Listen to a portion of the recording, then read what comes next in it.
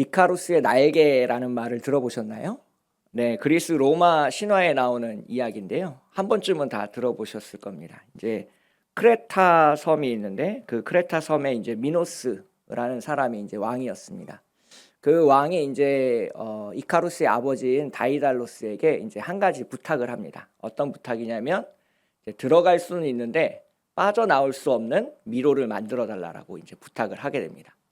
건축에 관련해서는 이제 남다른 달란트를 가지고 있었던 이 다이달로스 아버지는 이제 그 미로를 이제 만들게 되고요. 이제 아주 오랜 시간이 좀 지나서 이제 미노스 왕에게 다이달로스가 큰 분노를 사게 됩니다. 그래서 왕에게 분노를 사게 돼서 자기가 만들었던 그 빠져나올 수 없는 감옥에 이제 아들 이카루스와 아버지 다이달로스가 이제 갇히는 그런 이야기입니다. 그래서 자기가 만들었으니까 누구보다도 더 잘 알잖아요. 그 어떤 노력을 해도 이제 이 미로를 빠져나갈 수 없다, 이 미궁을 빠져나갈 수 없다라고 이제 절망하고 있던 그때에 이제 하늘에서 이제 새가 날아다니는 것을 보게 됐습니다. 그래서 저 새처럼 자유롭게 날고 싶다라는 소망을 꿈꾸게 되었고, 이제 하늘에서 떨어지는 깃털들을 모아가지고 이제 날개를 만들게 됩니다. 이제 양초 같은 것들을 녹여서 이제 그 큰 날개를 2개 만들어 가지고 아버지 다이달로스하고 아들 이카루스가 이제 그 미로를 빠져나오게 된다는 이야기인데요. 그 미로를 빠져나오면서 아버지가 아들에게 이제 이야기를 하게 됩니다. 우리가 만든 이 날개가 너무나도 연약하기 때문에 너무 높이 날아가서 이제 태양과 가까이 하게 되면 이 밀랍이 녹아버릴 것이고, 그렇게 밀랍이 녹아버리면 이제 우리가 추락할 수 있다. 분명히 이렇게 경고를 하고 날아오르기 시작했습니다. 그런데 이 아들 이카루스는 이제 하늘을 나는 것에 너무나도 큰 재미가 들려가지고 더 높이, 더 멀리 가고자 하는 소망이 생기기 시작했습니다. 그래서 태양이 있는 곳까지 아주 높이 올라갔습니다. 어떻게 되는지 다들 잘 아시죠? 그 날개가 이제 녹아버려가지고 이제 추락하게 되었습니다. 그래서 이제 이 이카루스의 날개 이야기는 이제 인간의 욕망이 얼마나 끝이 없는지, 그리고 그 욕망이 하늘로 도달했을 때 인간을 얼마나 파멸시키고 파괴시키는지에 대해서 이야기해 주는 그런 이야기입니다. 그런데 이 이카루스의 날개 이야기를 자유의 관점에서 이제 살펴보면 다르게 해석할 수도 있습니다. 많은 현대인들이 이제 무언가 이제 법칙이나 규제 같은 것에 얽매이는 것을 굉장히 싫어합니다. 뭐 예를 들면 교복을 입어야 한다든지 뭐 이런 것들의 규칙에 있어서 이제 지키는 것을 굉장히 터부시하는 그런 문화 가운데 우리가 살고 있습니다. 그래서 세상의 모든 윤리나 사회제도를 미로처럼 여기며 자유로워지고 싶어하는 그러한 사람들이 굉장히 많습니다. 그래서 현대인들이 여행을 많이 가잖아요. 그 여행을 많이 가는 이유 중에 하나도 자유를 만끽하기 위해서인데, 그렇게 자유롭게 날게 되면 인간은 스스로를 높아지려고 하게 되고 그로 인해서 타락할 수밖에 없다라는 것이 이카루스의 날개가 주는 이제 다른 교훈이 되기도 합니다. 그래서 유명한 명언이 있는데요. 절대적인 자유는 절대적인 타락을 불러올 뿐이다. 그런 이제 유명한 말이 있습니다. 그래서 이렇게 제한 없는 인간의 자유는 그 사람을 결국 망가뜨리게 되고 파멸시키게 되고 이제 정말 돌아올 수 없는 강을 건너게 된다라는 것을 이제 서양 철학에서는 이야기하고 있습니다. 근데 이 서양 철학에서 말하고 있는 자유의 개념과 오늘 우리가 읽은 본문에서 나타나는 성경에서 말씀하고 있는 자유와는 조금 다르다라는 것을 우리가 발견할 수 있습니다. 그래서 성경에서 말씀하고 있는 자유가 어떤 자유인지, 그리고 우리가 그 자유를 어떻게 누릴 수 있는지 오늘 본문을 이제 천천히 살펴보면서 함께 나눠보려고 하는데요. 오늘 본문 31절, 32절의 말씀을 함께 읽겠습니다. 31절, 32절입니다. 그러므로 예수께서 자기를 믿은 유대인들에게 이르시되 너희가 내 말에 거하면 참으로 내 제자가 되고 진리를 알지니 진리가 너희를 자유롭게 하리라. 형광펜이 있으신 분들은 자기를 믿은 유대인들에게, 유대인이라는 표현 앞에 있는 이 믿음이라는 것에 주목해 주시면 좋겠습니다. 즉 모든 사람에게 자유가 허락되는 것은 아니다라고 이제 예수님은 분명하게 이제 말씀하고 있습니다. 그래서 이 자유라는 것이 어디에서 출발하고 누구에게 주어지는가를 분명히 이야기하고 있는데요. 그것은 하나님의 아들 예수 그리스도를 믿는 사람들에게 허락된 자유고, 그 믿음에서 출발한 자유가 진짜 자유라는 것을 오늘 본문은 말씀하고 있습니다. 그렇게 믿음에서 출발한 자유만이 우리를 강력하게 하고 자유롭게 하고 세상에서 승리하게 만들 수 있다라는 것을 고백하는 우리 모두가 되시기를 주님의 이름으로 축복하겠습니다. 그래서 과연 그것을 무엇을 믿어야 되는지 오늘 본문 속에서 이제 찾아보게 되면 바로 앞에 있는 28절, 29절의 말씀 가운데서 우리가 함께 찾아볼 수 있습니다. 바로 앞에 있는 28절, 29절의 말씀을 함께 읽겠습니다.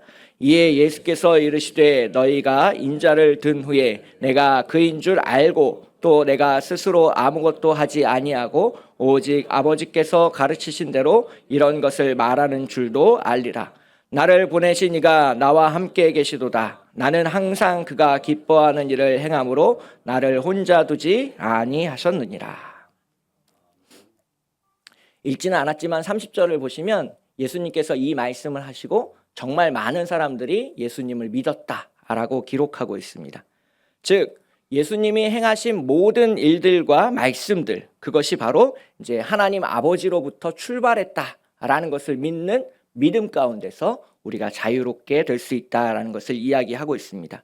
즉 예수님의 말씀은 하나님 아버지께서 보여주신 것을 말씀하는 것이고, 예수님이 행하시는 것은 하나님을 기쁘시게 하는 행동들을 행했다라는 것을 우리가 믿는 것이 바로 자유의 출발점이 된다라는 것을 이야기하고 있습니다.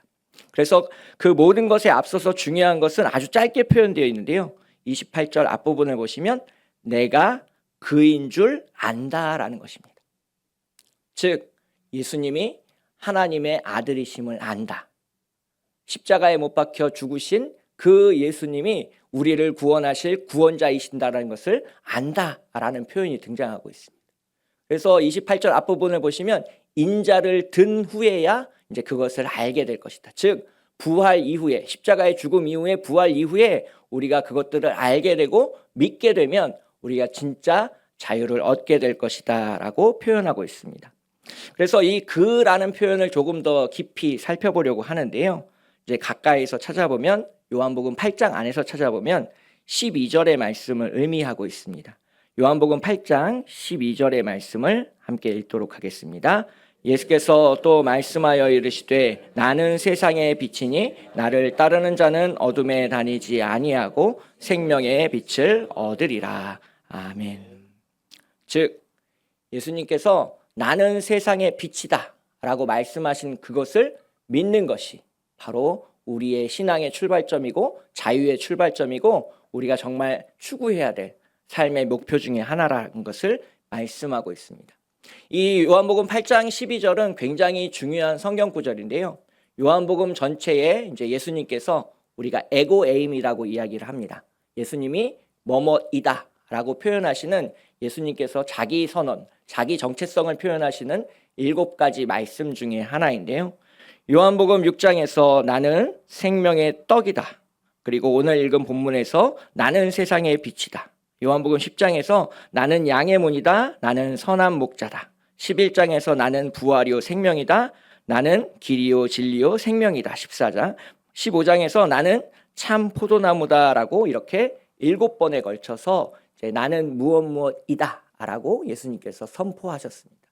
그 선포한 7가지 메시지가 굉장히 중요하고 그것을 전부 받아들일 때 우리가 정말 믿는다라고 이야기할 수 있게 되고 그 믿음에서 우리의 자유가 출발한다라는 것을 이야기하고 있습니다. 그래서 요한복음에서 이야기하고 있는 자유의 출발점은 믿음인데요. 오늘 본문 가운데 기억해야 될 첫 번째 메시지는 이것입니다. 저를 함께 잠깐 따라 읽으실까요? 그리스도인의 자유는 예수 그리스도를 믿는 믿음에서 출발합니다. 즉 믿음에서 출발하지 않는 그 어떤 자유도 진짜 자유, 참 자유가 될 수는 없다라는 것을 성경은 말씀하고 있습니다. 이것이 바로 성경이 말씀하고 있는 자유와 현대인들이 믿지 않는 사람들이 이야기하고 있는 자유의 결정적인 차이라고 이야기할 수 있겠습니다. 즉 이카루스의 날개에서 나타나는 자유는 내가 무엇을 할 수 있고 행할 수 있는 그런 자유를 의미하고 있습니다. 양심의 자유라든지 표현의 자유라든지 그런 것들을 통해서 내가 출발점이 돼서 내가 믿는 그 신뢰와 기반, 그리고 내가 펼치고 있는 그 날개 가운데서 펼치는 것을 우리는 세상 사람들은 자유라고 이야기를 합니다.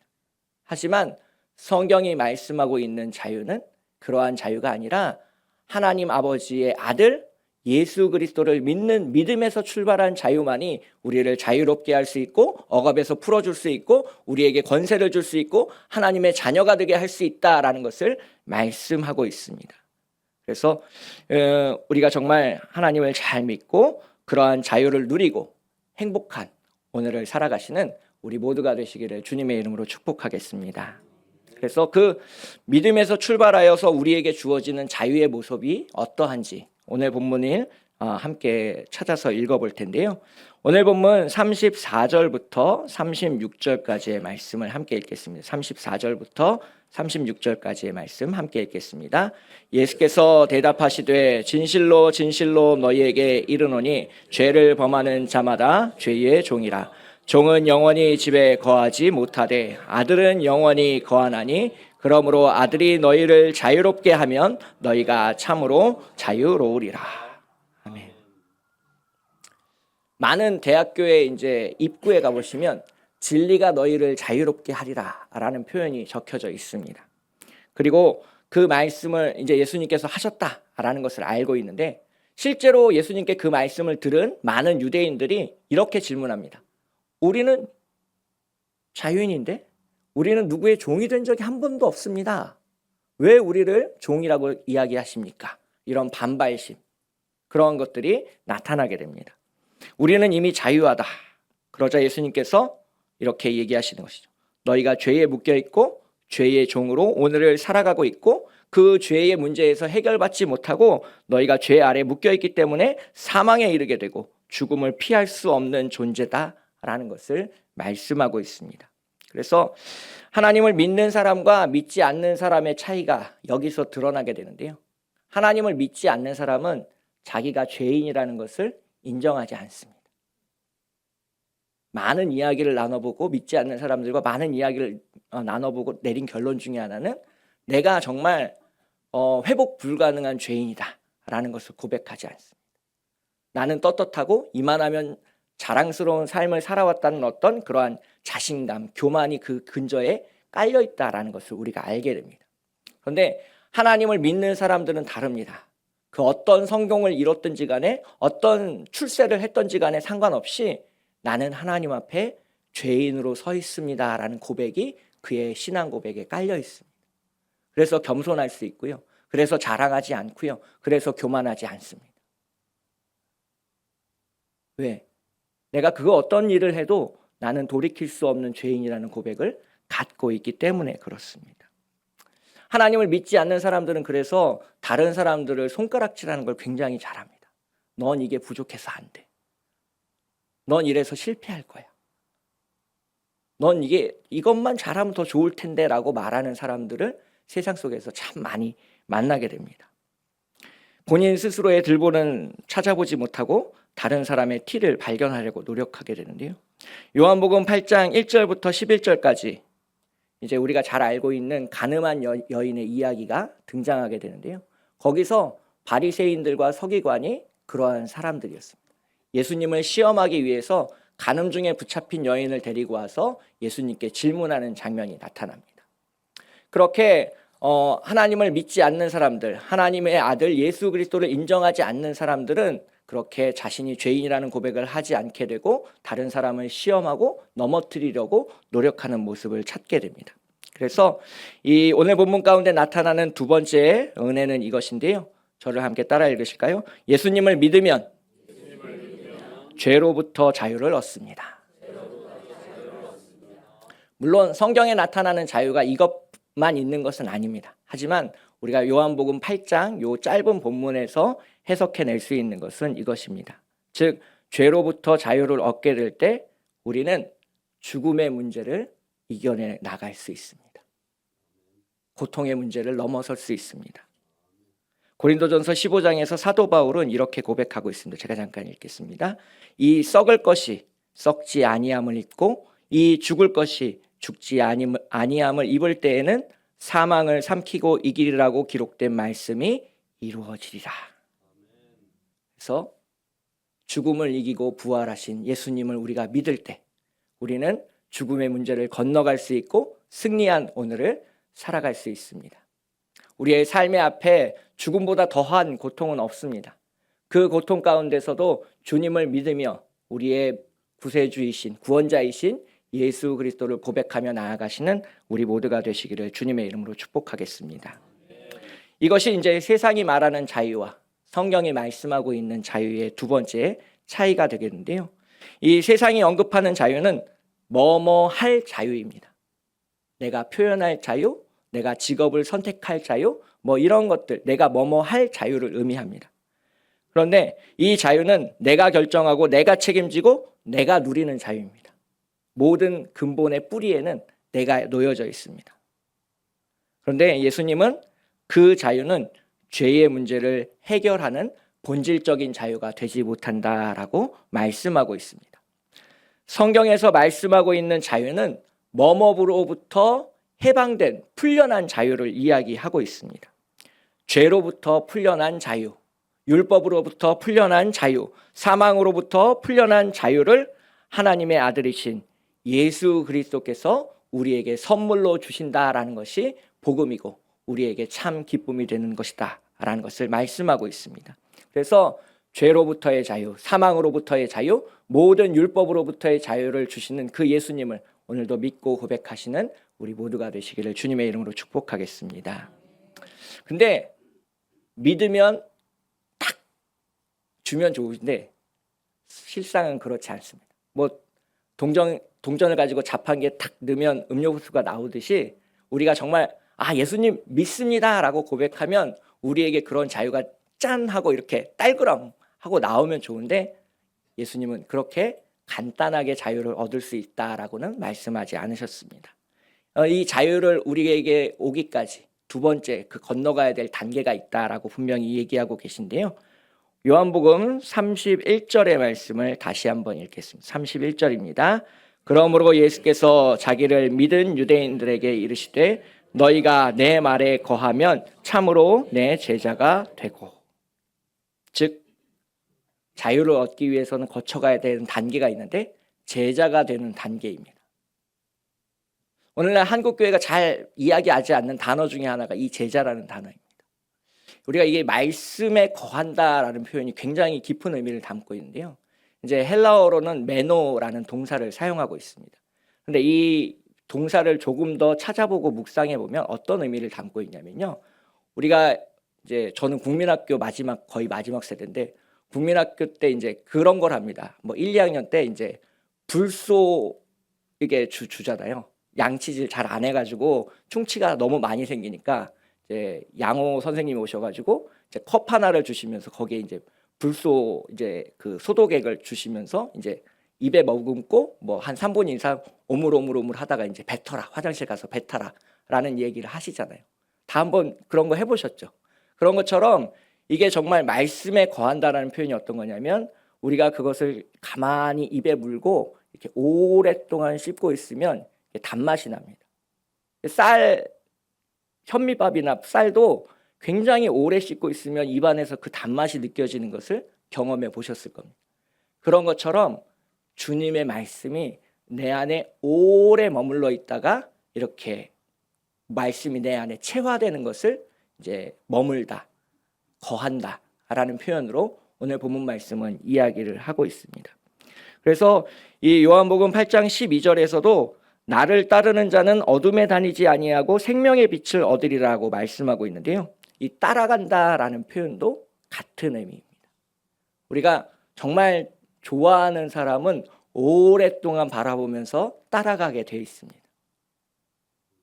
그 사람의 평생을 보면서 이 사람이 이때는 이랬고 저때는 저랬다. 내가 좋아했던 어떤 가수나 뭐 그런 사람도 우리가 지켜보면서 그런 생각을 하잖아요. 그런 것처럼 예수님을 따른다는 것이 우리가 이제 잠깐 보고 한 2, 3년 따라가고 이렇게 하는 게 아니라요. 평생에 걸쳐서 정말 음식물을 음미하듯이 내 안에 들어온 어떤 그 음료수의 맛을 음미하듯이 이렇게 주님을 묵상하고 주님의 삶을 생각해보고 주님이 어떤 마음으로 그런 것들을 하셨을까? 이 말씀은 예수님이 전하실 때 얼마나 가슴 아파하셨을까? 너희 중에 나를 팔 사람이 있다라고 말씀하시는 그 예수님의 말씀 가운데 예수님이 얼마나 가슴이 찢어지셨을까라는 것들을 우리가 생각해보고 묵상해보는 것을 의미하고 있습니다. 이 또 다른 표현으로 이 머물다, 거주한다라고 이 표현하는 이 메노라는 동사에는 인내한다라는 의미도 담고 있습니다. 즉 오래 그 자리에 머물려면 인내할 수 있어야 된다는 거죠. 하나님의 말씀대로 살아가려면 우리가 인내할 수 있어야 됩니다. 하나님의 말씀대로 살아가려고 하다 보면 부딪히는 문제가 한두 가지가 아닙니다. 정말 쉬운 길이 있습니다. 타협하고 좀 나쁜 짓을 저지르고 쉽게 성공할 수 있는 길이 얼마든지 있습니다.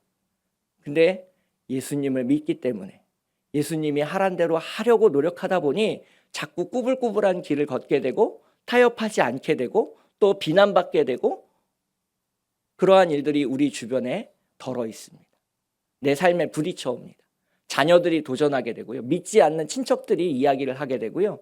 정말 많은 말로 표현할 수 없는 고난과 고통이 십자가가 우리를 따라오게 돼 있습니다. 말씀에 거한다는 표현은 그러한 상황 가운데서도 흔들리지 않고 주님을 붙잡고 있는 그 사람이 주님의 제자가 되고 주님의 말씀을 담고 있는 그릇이 되고 그로 인해서 진정한 평화 그리고 자유를 맛보게 될 것이다 라고 오늘 본문에서 약속하고 있습니다. 그래서 정말 주님의 말씀을 몸으로 묵상하고 삶으로 묵상하고 인내함으로써 주님의 제자가 되시는 우리 모두가 되시기를 주님의 이름으로 축복하겠습니다. 오늘 본문에서 세 번째로 이제 이야기하고 있는 내용인데요. 저를 함께 따라해 보실까요? 예수님의 제자가 될 때 진리를 알게 됩니다. 그리고 그 진리가 우리를 자유롭게 할 것입니다. 이 요한복음 전체를 관통하는 질문 중에 하나가 진리가 무엇이냐라는 표현입니다. 이 예수님이 이제 체포당하시고 본디오 빌라도 앞에 서는 장면이 있습니다. 요한복음 18장 37절, 38절을 보시면 잠깐 함께 읽을 텐데요. 함께 37절, 38절의 말씀 읽겠습니다. 빌라도가 이르되 그러면 내가 왕이 아니냐? 예수께서 대답하시되 내 말과 같이 내가 왕이니라. 내가 이를 위하여 태어났으며 이를 위하여 세상에 왔나니 곧 진리에 대하여 증언하려 함이로라. 무릇 진리에 속한 자는 내 음성을 듣느니라 하신대 빌라도가 이르되 진리가 무엇이냐 하더라. 참 멋있지 않습니까? 진리에 속하면 주님의 말씀을 듣게 된다. 하나님의 음성을 듣게 된다. 예수님의 음성을 듣게 된다. 성령님의 음성을 듣게 된다 라고 이야기하고 있습니다. 그 음성을 들을 때 우리는 진정한 자유를 누릴 수 있고 세상의 모든 문제를 초월하여 주님을 따라가는 한 사람이 될 수 있다라고 고백할 수 있습니다. 진리가 자유롭게 하리라는 그 예수님의 말씀이 우리의 삶에 이루어지게 되는 것이죠. 로마의 황제를 대신해서 갈릴리 유대 지역에 보내진 총독 본디오 빌라도는 예수님 앞에 서서 이렇게 질문합니다. 진리가 무엇이냐? 이 질문은 그리스 로마 시대를 이후로 서양 철학을 관통하는 아주 중요한 질문 중에 하나입니다. 어떤 사람은 이렇게 말씀하시더라고요. 이 서양 2000년의 서양 역사 전체가 이 진리가 무엇이냐는 이 요한복음 18장에 나오는 본디오 빌라도의 질문에 대한 주석이다라고 이야기할 정도로 굉장히 중요한 질문입니다. 이 진리가 무엇이냐라는 질문은 이제 오늘날 살아가고 있는 현대인들에게는 잊혀진 질문 중에 하나인데요. 과거에 이 진리라는 것은 변함이 없고 고정된 것이 진리다라고 이야기를 했습니다. 금처럼 시간이 지나도 변하지 않는 어떤 것을 이제 진리라고 말하는 것을 이제 두려워하지 않았습니다. 그런데 2차 세계대전이 일어나고 나서 이제 철학에 큰 변화가 있게 되고요. 이 현대 철학에서는 이제 고정된 어떤 형태의 진리는 더 이상 존재하지 않는다라고 주장하고 있습니다. 즉, 이제 모든 것이 이제 액체화되고 유동화되어져서 진리마저도 그렇게 됐다라고 표현하고 있는데요. 우리가 살아가고 있는 삶의 모습을 보면 어떤 딱딱한 형태에서 이제 액체화되고 흘러가는 면들을 많이 볼 수 있습니다. 평생 직장이라는 개념이 어느덧 사라져 버렸습니다. 내가 이 직장에 한번 들어가면 정말 내가 은퇴할 때까지 이 평생 동안 이 직장에서 살아갈 수 있다라고 많은 사람들이 생각했지만 이제 젊은 사람들은 그렇게 생각하지 않습니다. 지금 다니고 있는 회사가 내가 다음번 다닐 회사의 이전 회사 정도로 생각하고 있어서 충성심이 낮다라는 이야기를 많이 듣게 됩니다. 그리고 주거의 형태도 마찬가지입니다. 예전에는 무조건 집을 사는 것이 정답이었습니다. 근데 오늘 사는 청년들은 집은 이제 구독하거나 이제 빌려서 쓰는 개념으로 이해를 하기 시작했고요. 많은 사회 현상들이 그렇게 고정적이고 딱딱한 것에서 어떻게 하면 유동적이고 변화할 수 있는 어떤 그런 형태로 이제 흘러가고 있다라는 것을 우리가 알게 됩니다. 진리마저도 그러한 형태로 바뀌게 돼서 상황과 지역에 따라서 진리가 바뀔 수 있다라는 아주 이상한 논리를 펼치는 것을 우리가 보게 됩니다. 세상에서 말하는 진리는 이렇게 되고요. 요한복음에서 말씀하고 있는 진리는 예수님께서 드러내서 보여주신 것을 의미하고 있습니다. 예수님의 말과 예수님의 행동이 우리에게 보여진 하나님의 계시이고 그것을 통해서 우리가 진리를 알 수 있다라고 이야기하고 있습니다. 그 예수님은 하나님의 아들로서 모든 창조 이전에 선지하신 분으로 변함이 없고 또 늘 항상 그 자리에 계신 분으로 이야기되고 있습니다. 그래서 예수님께서 사망을 이기시고 부활하셨다. 이것이 오늘 본문 속에서 다음으로 알 수 있는 진리입니다. 하나님의 아들 예수 그리스도가 우리를 위하여 이 땅 가운데 오셨고 십자가에 달려 죽으시고 3일 만에 부활하시고 승천하셨지만 다시 오실 것이다라는 약속을 믿는 것이 진리다라는 것을 성경은 선포하고 있습니다. 그 예수님의 말씀에 머물러 진리를 알게 되고 죄로부터의 자유를 얻게 되시는 우리 모두가 되시기를 주님의 이름으로 축복합니다. 이 요한복음을 이제 계속해서 이제 묵상하다 보면 이제 구약 성경을 잘 알아야 본문의 의미가 더욱 풍성해지는 것을 이제 경험할 수 있습니다. 오늘 우리가 읽은 요한복음 8장 31절부터 36절까지의 말씀은 이제 초막절을 배경으로 하고 있습니다. 요한복음 7장에서 예수님은 초막절을 지키기 위해서 은밀히 예루살렘에 올라가셨고요.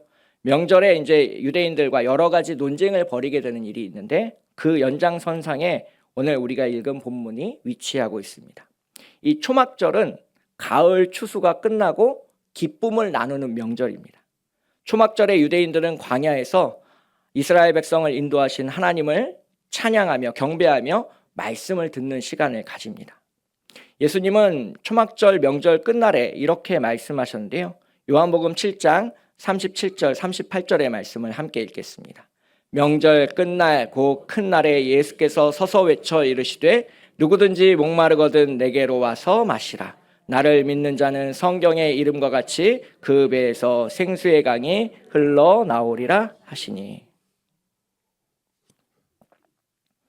이 말씀은 이사야 55장에 약속된 말씀이 예수님으로 인해 이루어질 것이다 라는 것을 보여주고 있는 장면인데요. 예수님을 믿는 사람들이 성령을 받고 이제 기쁨이 넘친 오늘을 살아갈 것을 이야기하고 있습니다.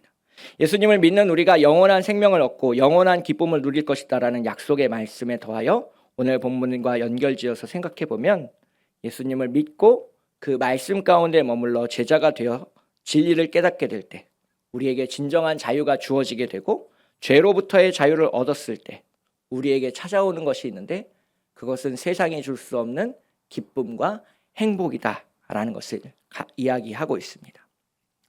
이 미로 속에 갇힌 이카루스는 새처럼 높이 날면 자유로워질 것이다 라고 생각했습니다. 더 높이 날면, 더 멀리 날면 더 많은 자유를 얻게 되고 그로 인해서 큰 즐거움을 얻을 것이다 라고 생각했습니다. 자신이 만든 날개에 의지해서 더 높이 올라가려고 했고 결국 실패했습니다.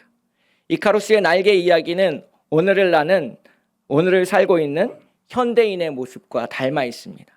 하나님을 믿지 않는 사람들의 모습을 보여주고 있습니다. 자기가 날개를 만들고 자기의 날개를 의지해서 날아오르려고 하고 자유를 얻게 되기를 소망합니다. 어떤 사람에게는 그것이 그 날개가 명예일 수 있고요. 어떤 사람에게는 돈이 될 수 있고 어떤 사람에게는 출세가 될 수 있습니다. 하나님을 믿는 믿음 없이 자기가 만든 날개로 자유로워지려고 하면 결국 타락하고 추락할 뿐입니다. 예수님을 믿는 믿음 안에서 살며 예수님의 말씀에 따라 오늘을 살고 예수님을 반석으로 삼는 사람만이 진정한 자유를 누릴 수 있습니다. 죄의 문제에서 풀려날 것이고 사망을 이기고 승리해야 할 것입니다. 이 요한복음은 우리가 삶의 모든 문제를 부활의 관점에서 바라볼 것을 요청하고 있습니다. 자유의 문제, 진리의 문제, 죄의 문제, 믿음의 문제를 모두 부활하신 예수님을 바라보는 눈으로 우리가 바라볼 것을 요청하고 있습니다. 부활의 관점으로 보아야 내가 아브라함의 후손이냐 아니냐가 중요한 것이 아니라 내가 예수님을 믿고 있느냐 아니냐가 더 중요하다는 사실을 깨닫게 됩니다. 부활의 관점에서 보아야 먹고 마시는 문제가 중요한 것이 아니라 하나님 나라와 하나님의 의가 중요하다는 사실을 깨닫게 됩니다. 부활의 관점에서 보아야 영접하는 자, 곧 그 이름을 믿는 자들에게는 하나님의 자녀가 되는 권세를 주셨다라는 것을 고백할 수 있게 됩니다. 부활의 관점에서 보아야 진리가 우리를 주장할 수 있게 되고 진리가 우리를 자유롭게 하는 그 놀라운 경험을 하게 될 것이다라고 예수님께서 약속하고 계십니다. 요한복음 8장에서 세상의 빛으로 오신 예수님께서 우리에게 눈을 뜰 것을 요청하고 계십니다. 진리에 대해서 눈을 뜨고 믿음에 대해서 눈을 뜨고 자유를 누리게 되기를 소망하고 계십니다. 이 시간 함께 예배드리고 있는 모든 분들께 간곡히 부탁드립니다. 예수님을 믿으십시오. 예수님의 말씀 가운데 머무십시오.